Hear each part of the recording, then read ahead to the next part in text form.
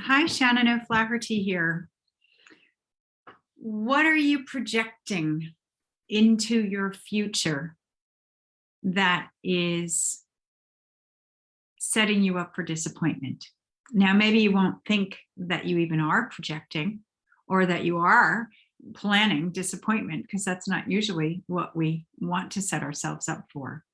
But when we're projecting our stuff out in front of us, like worrying is projecting, right? Projecting doom and gloom, projecting disappointment. Having expectations about how something is going to work out is also a form of projecting. And we're projecting only the stuff that we believe that we want. We're projecting our hopes and dreams. We're projecting a better scenario than our past. But what happens when we project our energy towards the future is it takes us right out of our here and now. We're no longer in our present aligned state. Our mind and our energy has gone off to another time, another point in time and space. We're projecting ourselves into that very unknown that makes us feel so terrified in the present, because we don't have the answers for everything. I don't know. I fear the unknown. So when we're projecting, we're putting ourselves energetically in that unknown space, and that makes us feel vulnerable. So instead of being in our aligned space and feeling into what we know is true and real and focusing on the things that are palpable and that we're experiencing in this moment, instead our mind goes forth into, well, this is what I'd like to have happen, or this is the possibility in this person that I see, or this is where I'd like to go, or wouldn't it be great if we could do this?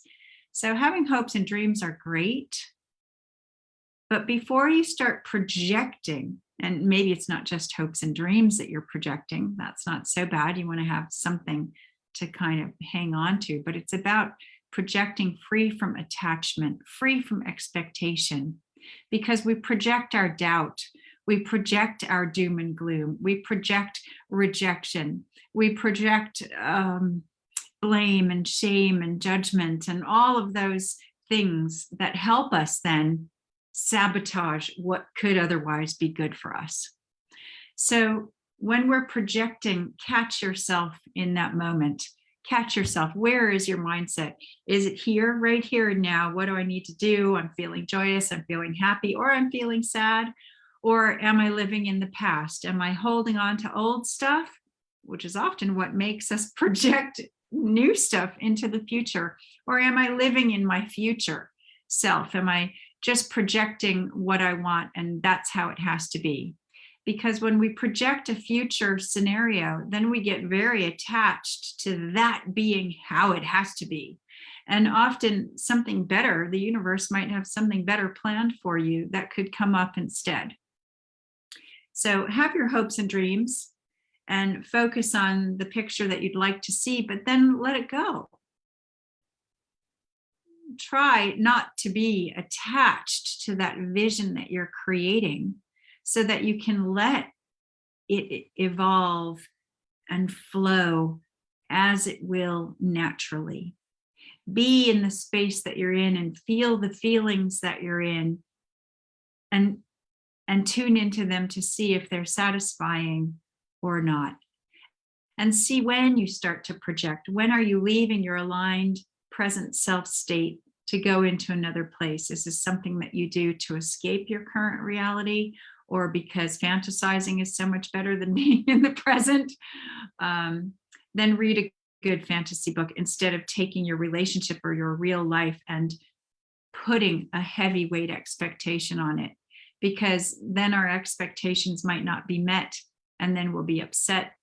And so it's better to stay in your present moment and have a hope and a dream for the future, putting it out there because that's the energy you want to attract, but without that clutching on to the necessity of how that has to be.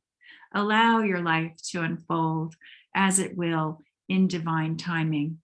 We're often straddling that very thin line between living in the present, living in the past, and projecting into the future.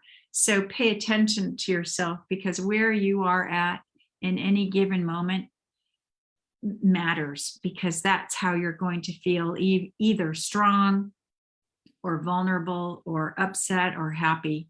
So you can choose your place, but you got to need to know your place up here before you can do anything about it.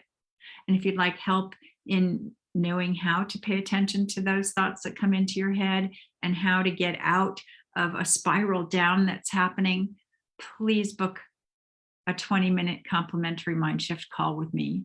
I'd really love to see where you're at, and let's have a conversation so that I can help you reframe that and have a new reality and empower you to move forward in a much more peaceful way that's right for you and that's going to help you reach your best place in whatever scenario in life you're in. I love you all so much, and I'll see you in the next video. Bye for now.